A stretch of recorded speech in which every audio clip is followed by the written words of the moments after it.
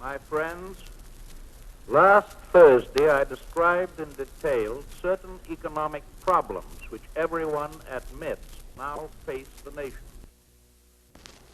For the many messages which have come to me after that speech, and which it is physically impossible to answer individually, I take this means of saying thank you.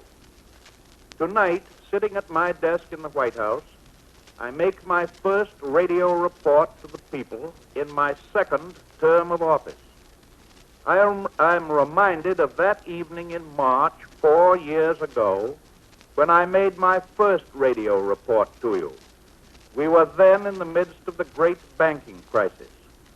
Soon after, with the authority of the Congress, we asked the nation to turn over all of its privately held gold, dollar for dollar, to the government of the United States. Today's recovery proves how right that policy was. But when almost 2 years later, it came before the Supreme Court, its constitutionality was upheld only by a 5-4 vote. The change of one vote would have thrown all the affairs of this great nation back into hopeless chaos. In effect, 4 justices ruled that the right under a private contract to exact a pound of flesh was more sacred than the main objectives of the Constitution to establish an enduring nation. In 1933, you and I knew that we must never let our economic system get completely out of joint again, that we could not afford to take the risk of another Great Depression. We also became convinced that the only way to avoid a repetition of those dark days was to have a government with power to prevent and to cure the abuses and the inequalities which had thrown that system out of joint.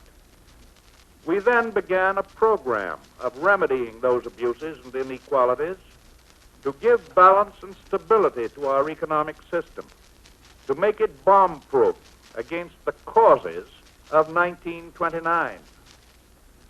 Today, we are only part way through that program, and recovery is speeding up to a point where the dangers of 1929 are again becoming possible. Not this week or month, perhaps, but within a year or two. National laws are needed to complete that program. Individual or local or state effort alone cannot protect us in 1937 any better than 10 years ago. It will take time and plenty of time to work out our remedies administratively, even after legislation is passed. To complete our program of protection in time, therefore, we cannot delay one moment in making certain that our national government has power to carry through. 4 years ago, action did not come until the 11th hour. It was almost too late. If we learned anything from the Depression, we will not allow ourselves to run around in new circles of futile discussion and debate, always postponing the day of decision. The American people have learned from the Depression, for in the last 3 national elections, an overwhelming majority of them voted a mandate that the Congress and the President begin the task of providing that protection, not after long years of debate, but now. The courts, however, have cast doubts on the ability of the elected Congress to protect us against catastrophe by meeting squarely our modern social and economic conditions. We are at a crisis in our ability to proceed with that protection. It is a quiet crisis. There are no lines of depositors outside closed banks, but to the far-sighted, it is far-reaching in its possibilities of injury to America. I want to talk with you very simply tonight about the need for present action in this crisis, the need to meet the unanswered challenge of 1/3 of a nation ill-nourished, ill-clad, ill-housed. Last Thursday, I described the American form of government as a three-horse team provided by the Constitution to the American people so that their field might be plowed. The three horses are, of course, the three branches of government: the Congress, the executive, and the courts. Two of the horses, the Congress and the executive, are pulling in unison today. The third is not. Those who have intimated that the President of the United States is trying to drive that team overlook the simple fact that the President, as chief executive, is himself one of the three horses. It is the American people themselves who are in the driver's seat. It is the American people themselves who want the furrow plowed. It is the American people themselves who expect the third horse to pull in unison with the other two. I hope that you have reread the Constitution of the United States in these past few weeks. Like the Bible, it ought to be read again and again. It is an easy document to understand when you remember that it was called into being because the Articles of Confederation, under which the original 13 states tried to operate after the Revolution, showed the need of a national government with power enough to handle national problems. In its preamble, the Constitution states that it was intended to form a more perfect union and promote the general welfare. And the powers given to the Congress to carry out those purposes can best be described by saying that they were all the powers needed to meet each and every problem which then had a national character and which could not be met by merely local action. But the framers of the Constitution went further. Having in mind that in succeeding generations, many other problems then undreamed of would become national problems, they gave to the Congress the ample, broad powers to levy taxes and provide for the common defense and general welfare of the United States. That, my friends, is what I honestly believe to have been the clear and underlying purpose of the patriots who wrote a federal constitution to create a national government with national power, intended, as they said, to form a more perfect union for ourselves and our posterity. For nearly 20 years, there was no conflict between the Congress and the court. Then, in 1803, Congress passed a statute which the court said violated an express provision of the Constitution. The court claimed the power to declare it unconstitutional and did so declare it. But a little later, the court itself admitted that it was an extraordinary power to exercise, and through Mr. Justice Washington laid down this limitation upon it. He said, "It is but a decent respect due to the wisdom, the integrity, and the patriotism of the legislative body by which any law is passed to presume in favor of its validity until its violation of the Constitution is proved beyond all reasonable doubt." But since the rise of the modern movement for social and economic progress through legislation, the court has more and more often and more boldly asserted a power to veto laws passed by the Congress and by state legislatures in complete disregard of this original limitation which I have just read. In the last 4 years, the sound rule of giving statutes the benefit of all reasonable doubt has been cast aside. The court has been acting not as a judicial body, but as a policy-making body. When the Congress has sought to stabilize national agriculture, to improve the conditions of labor, to safeguard business against unfair competition, to protect our national resources, and in many other ways to serve our clearly national needs, the majority of the court has been assuming the power to pass on the wisdom of these acts of the Congress and to approve or disapprove the public policy written into these laws. That is not only my accusation. It is the accusation of most distinguished justices of the present Supreme Court. I have not the time to quote to you all the language used by dissenting justices in many of these cases, but in the case holding the Railroad Retirement Act unconstitutional, for instance, Chief Justice Hughes said in a dissenting opinion that the majority opinion was a departure from sound principles and placed an unwarranted limitation upon the Commerce Clause, and 3 other justices agreed with him.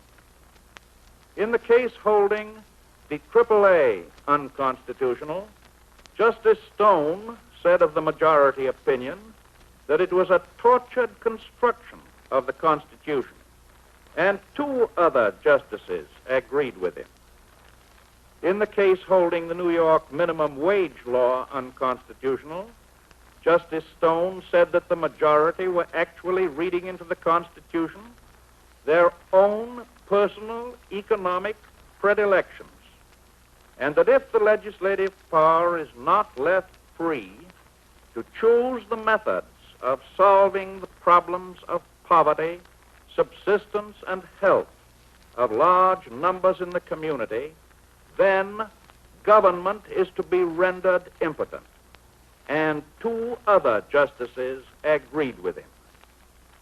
In the face of these dissenting opinions, there is no basis for the claim made by some members of the court that something in the Constitution has compelled them regretfully to thwart the will of the people. In the face of such dissenting opinions, it is perfectly clear that, as Chief Justice Hughes has said, we are under a Constitution, but the Constitution is what the judges say it is. The court, in addition to the proper use of its judicial functions, has improperly set itself up as a 3rd house of the Congress, a super legislature, as one of the justices has called it, reading into the Constitution words and implications which are not there and which were never intended to be there. We have, therefore, reached the point as a nation where we must take action to save the Constitution from the court and the court from itself. We must find a way to take an appeal from the Supreme Court to the Constitution itself. We want a Supreme Court which will do justice under the Constitution and not over it. In our courts, we want a government of laws and not of men. I want, as all Americans want, an independent judiciary as proposed by the framers of the Constitution. That means a Supreme Court that will enforce the Constitution as written, that will refuse to amend the Constitution by the arbitrary exercise of judicial power. Judicial say-so. It does not mean a judiciary so independent that it can deny the existence of facts which are universally recognized. How then could we proceed to perform the mandate given us? It was said in last year's Democratic platform, and here are the words, if these problems cannot be effectively solved within the Constitution, we shall seek such clarifying amendments as will assure the power to enact those laws adequately to regulate commerce protect public health and safety, and safeguard economic security. In other words, we said we would seek an amendment only if every other possible means by legislation were to fail. When I commenced to review the situation with the problem squarely before me, I came by a process of elimination to the conclusion that short of amendments, the only method which was clearly constitutional and would at the same time carry out other much-needed reforms was to infuse new blood into all our courts. We must have men worthy and equipped to carry out impartial justice. But at the same time, we must have judges who will bring to the courts a present-day sense of the Constitution.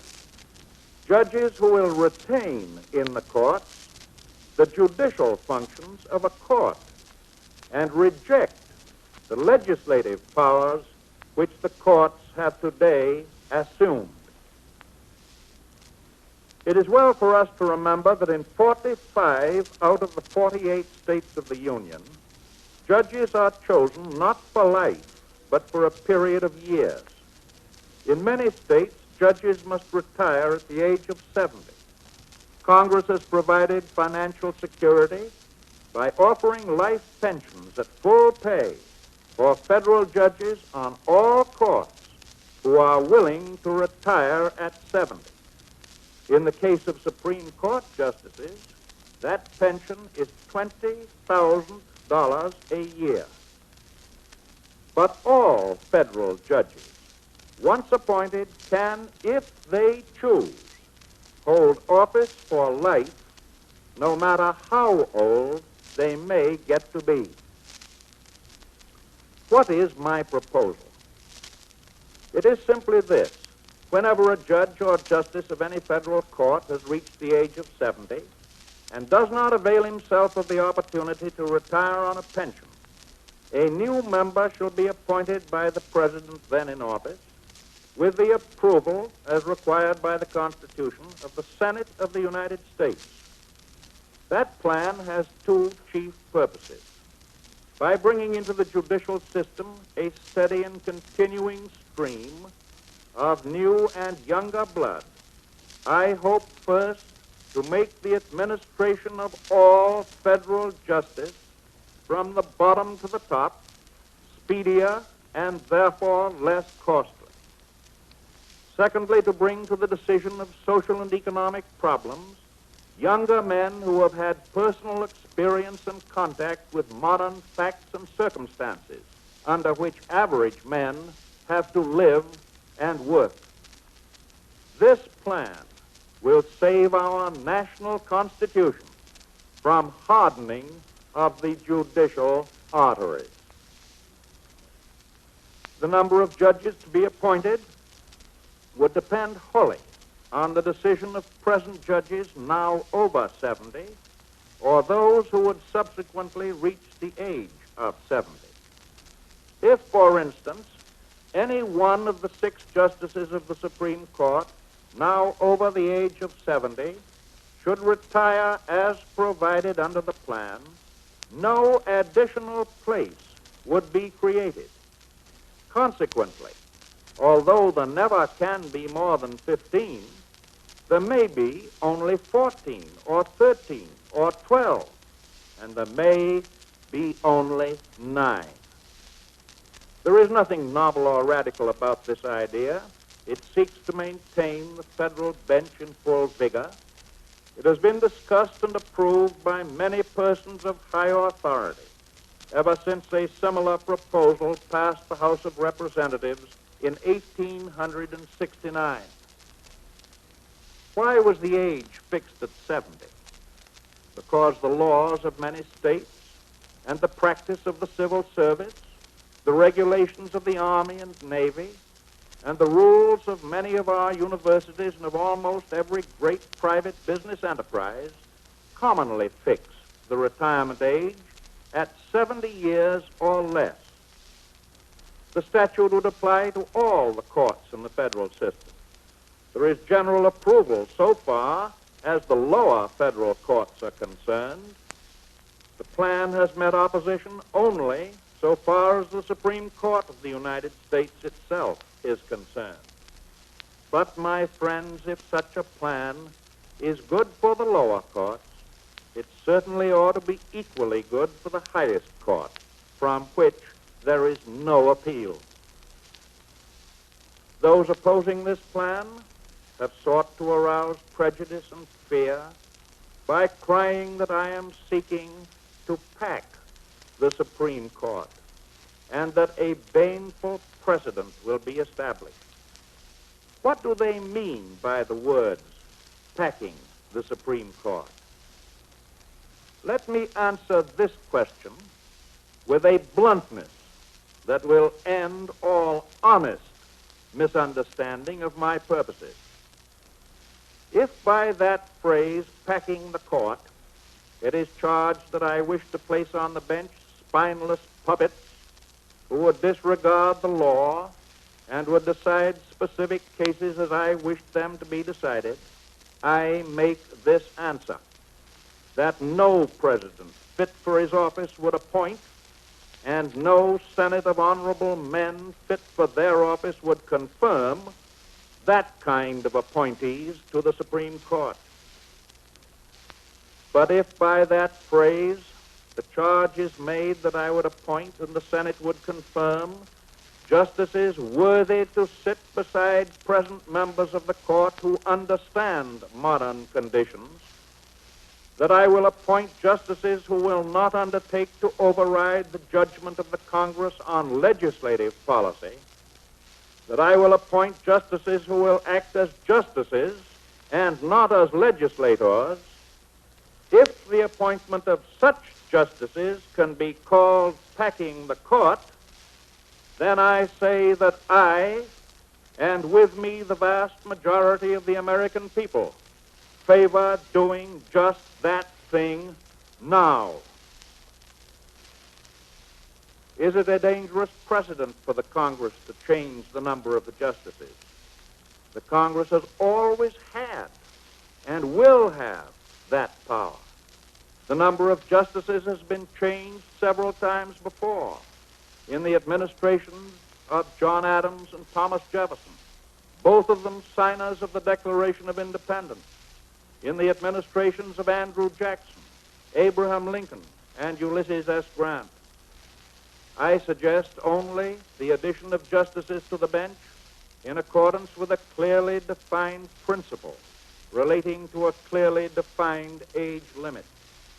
Fundamentally, if in the future America cannot trust the Congress it elects to refrain from abuse of our constitutional usages, democracy will have failed far beyond the importance to democracy of any kind of precedent concerning the judiciary. We think it so much in the public interest to maintain a vigorous judiciary that we encourage the retirement of elderly judges by offering them a life pension at full salary. Why then should we leave the fulfillment of this public policy to chance or make it dependent upon the desire or prejudice of any individual justice? It is the clear intention of our public policy to provide for a constant flow of new and younger blood into the judiciary. Normally, every president appoints a large number of district and circuit judges and a few members of the Supreme Court. Until my first term, practically every president of the United States in our history had appointed at least one member of the Supreme Court. President Taft appointed 5 members and named a Chief Justice. President Wilson, 3. President Harding, 4, including a Chief Justice. President Coolidge, 1. President Hoover, 3, including a Chief Justice. Such a succession of appointments should have provided a court well balanced as to age. But chance and the disinclination of individuals to leave the Supreme Bench have now given us a court in which 5 justices will be over 75 years of age before next June, and 1/70. Thus, a sound public policy has been defeated. So I now propose that we establish by law an assurance against any such ill-balanced court in the future. I propose that hereafter, when a judge reaches the age of 70, a new and younger judge shall be added to the court automatically. In this way, I propose to enforce a sound public policy by law. Instead of leaving the composition of our federal courts, including the highest, to be determined by chance or the personal decision of individuals.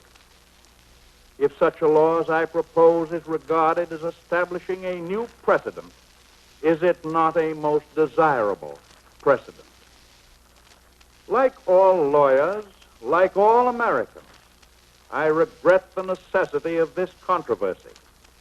But the welfare of the United States, and indeed of the Constitution itself, is what we all must think about first.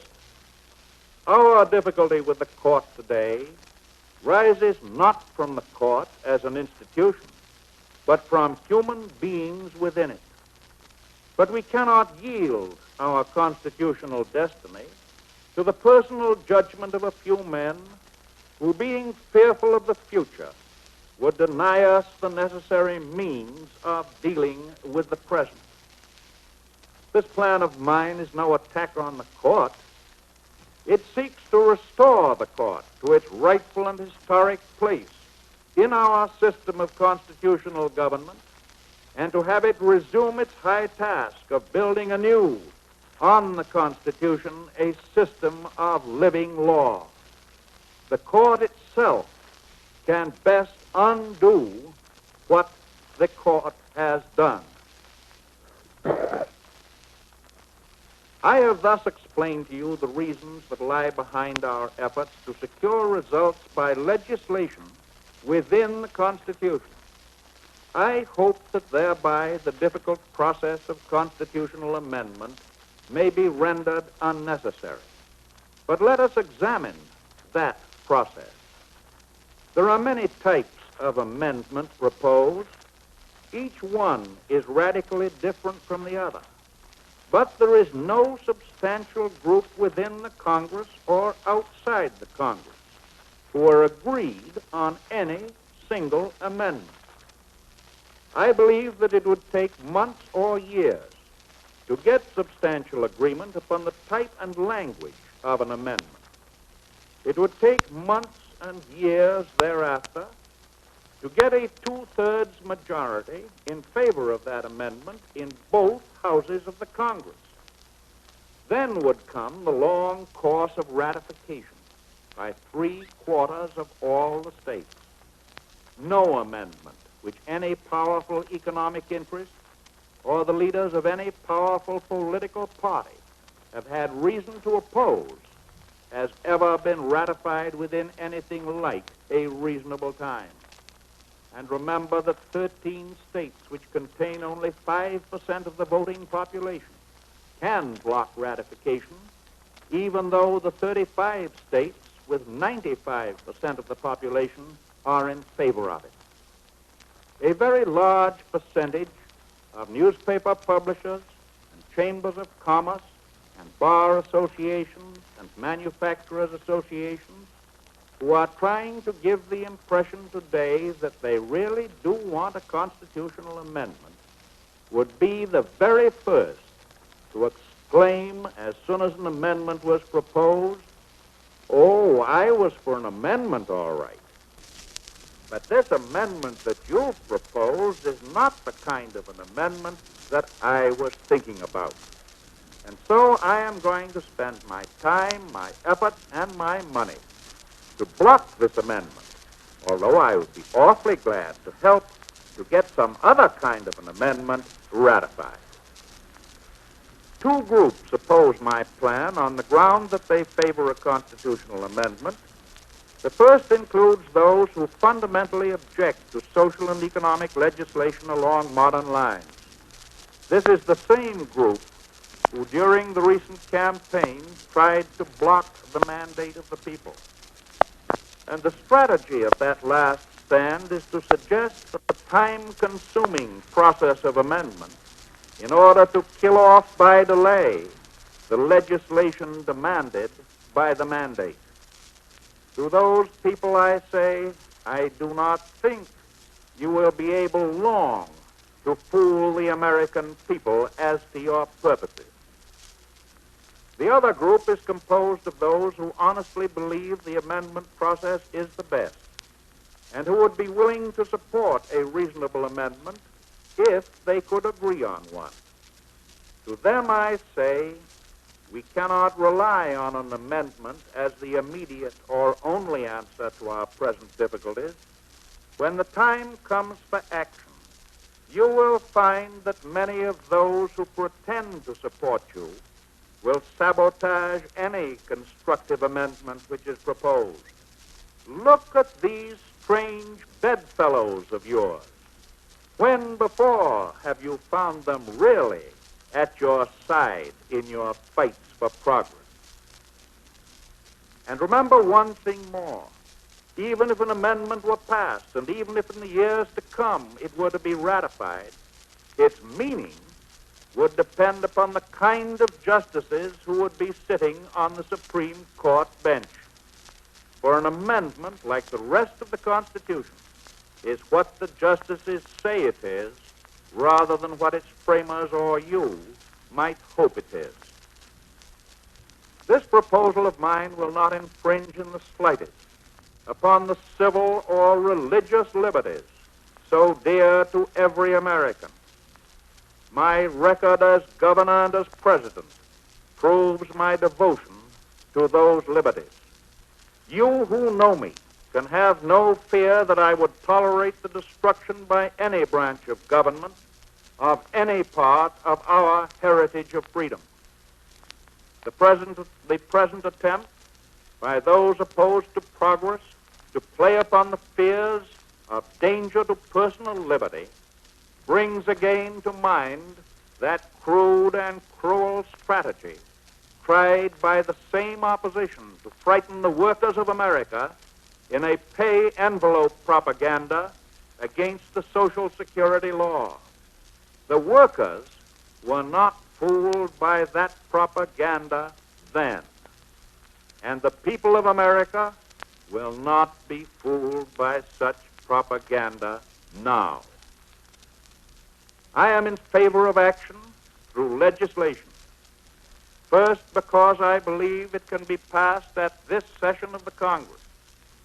Second, because it will provide a reinvigorated, liberal-minded judiciary necessary to furnish quicker and cheaper justice from bottom to top. Third, because it will provide a series of federal courts willing to enforce the Constitution as written and unwilling to assert legislative powers by writing into it their own political and economic policies. During the last half-century, the balance of power between the three great branches of the federal government has been tipped out of balance by the courts in direct contradiction of the high purposes of the framers of the Constitution. It is my purpose to restore that balance. You who know me will accept my solemn assurance that in a world in which democracy is under attack, I seek to make American democracy succeed. You and I will do our part.